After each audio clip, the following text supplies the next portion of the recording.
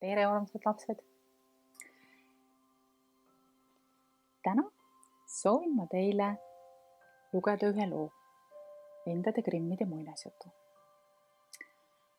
Kuna jõulud on lähenemas ja talv on tegelikult ju täies hoos, siis mulle tundub, et oleks päris tore lugeda üks lugu lumeheidest. Vaatame, mis selle lumeheidega on. Hakkame siit minema.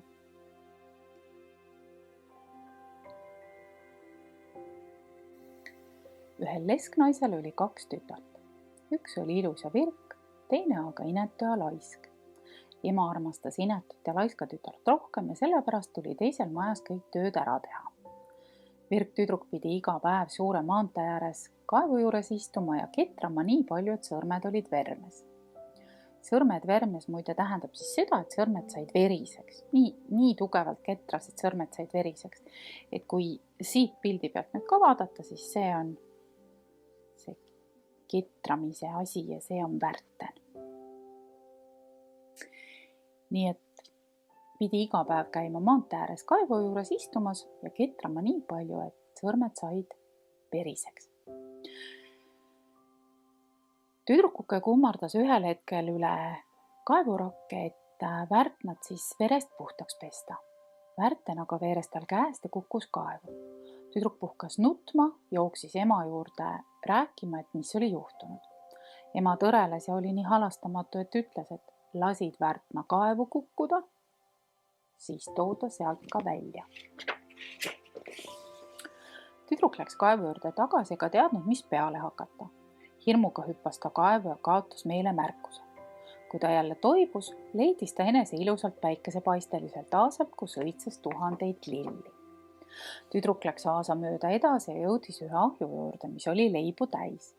Leivapätsid hüüdsid, võta meid ruttu välja, muidu me kõrbeme, me oleme ammu juba küpsed. Tüdruk võttis leivalabida, tõstis kõik leivad üksteise järel ahjust välja. Seejärel läks ta edasi ning jõudis õunapuu juurde, mis oli õunu täis ja puu hüüdis. Raaputa mind. Kõik õunad on ammu juba küpsed.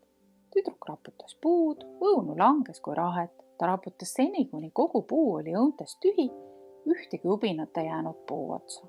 Siis korjas ta õunad hunnikusse ja läks edasi.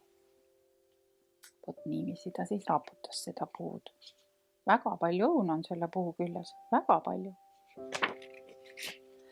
Lõpuks jõudis tüdruk väikese maja juurde. Majast vaatas välja vana naine, kellel olid nii suured hambad, et tüdruk lõi kartma ja tahtis ära joosta. Heidekene aga hüüdis talle, mis sa kardad, armas laps, jää minu juurde. Kui sa majas kõik tööd ära teed, läheb sul hästi. Vaata ainult, et sa mu aset hästi kohendad ja hooldsalt patju klopid. Nii et suled lendavad. Siis sajab maa peal lund. Mina olen lumeheit. Et Heidekene temaga nii sõbralikult rääkis, võttis tüdruk südame rindu ja nõustus tema teenistusse jääma. Tüdruk tegi ka kõik Heidekese meele järele ja kloppis patju alati hoolega, nii et suled nagu lumeräitsakad lendasid ringi iga päev. Selle eest oli aga tüdrukul hea põli. Ei ühtki halba sõna ja iga päev paremad palad laual. Aga vaat milline see lumeheit nüüd on tõesti koledate suurte hammastega. Aga ilus maja on, eks ju. Siin on siis ka näha, kuidas tüdruk patju klopib, vaat kuidas siin sulgi lendab ja maa peale ka lund tuleb. Nii oli tüdruk hea tükk aega lumeide juures mööda saatnud. Aga siis jäi tüdruk aina kurvameelsemaks. Algul ta ei teadnud isegi, mis tal viga on. Viimaks aga ta taipas, et see on koduigatsus. Kuigi tal siin 1000 korda parem oli, kippus meel ja mõte siiski kodukanti.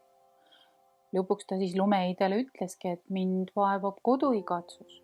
Kuigi mu käsi käib siin hästi, ei suuda ma siia kauemaks jääda. Ma tahan väga üles omaste juurde tagasi minna. Lumeit vastas, see meeldib mulle, et sa jälle koju tahad minna. Sa oled mind truult teeninud, ma viin su ise ülesse. ta võttis tüdrukul käest kinni ja viis ta suure värava ette. Värav avanes ja kui tüdruk parajasti väraval seisis, hakkas jämedat kullavihma sadama.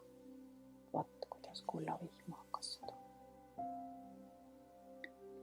Kogu kuld jäi tüdruku külge ja ta oligi üleni kullaga kaetud ja see kõik oli nii ilus ja Lumeit ütles, et see on sulle selle eest, et sa olid virk.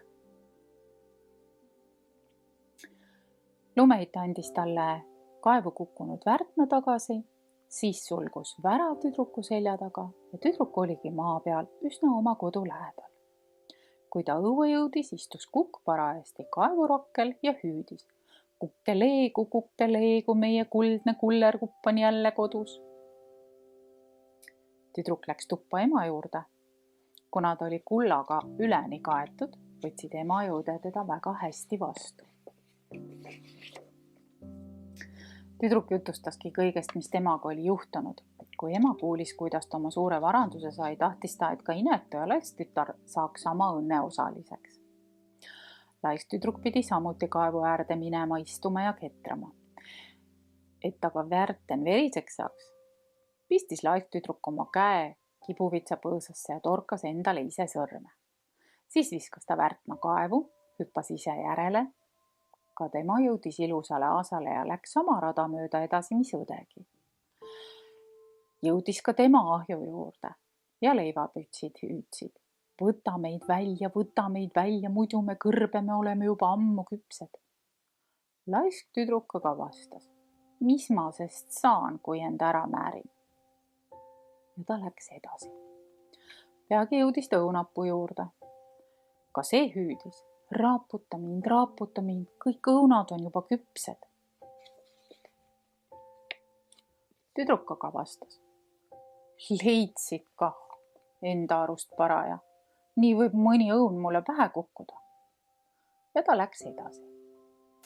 Kui ta Lumeide maja juurde jõudis, ei kartnud ta eedekest sugugi, sest ta oli tema suurtest hammastest juba õe käest kuulnud.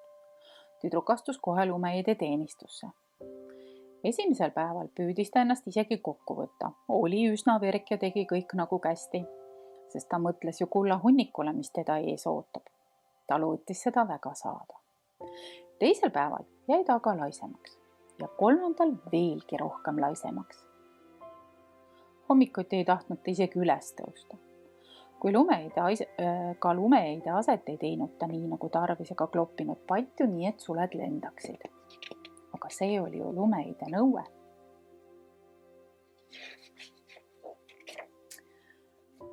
No ja mis te arvate? Lumeid tüdines tüdrukust peagi ära.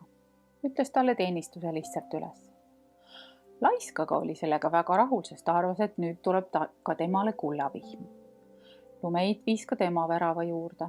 Kui tüdruk väraval seisis, valati talle kulla asemel peale üks suur kausitäis pigi. See on tasu sinu teenistuse eest, ütles Lumeit ja sulges värava. Üleni pigiga koos jõudis laisk tüdruk koju. Kui kukk kaevurakkel tüdrukut nägi, hüüdis ta. Kukkeleegu, meie pigine piiga jälle kodus. Pigi aga jäi tüdrukule kogu eluks kõvasti külge. Vot selline pigine tüdruk ja terveks eluks. Ikka häbilugu küll, ikka täitsa häbilugu. Aga mis me siis sellest järeldame? Lund ei ole praegu. Kas siis on nii palju laisku lapsi? Mina arvan, et see päris nii ei ole. On küll laisku lapsi ka, aga ma arvan, et virkasid on rohkem. Ja küll see lumi ka maha tuleb.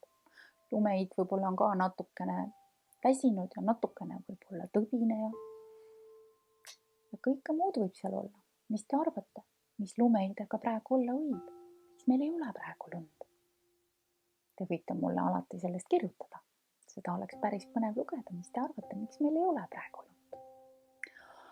Aga seniks olge tublid. Tulgu toredad jõulud.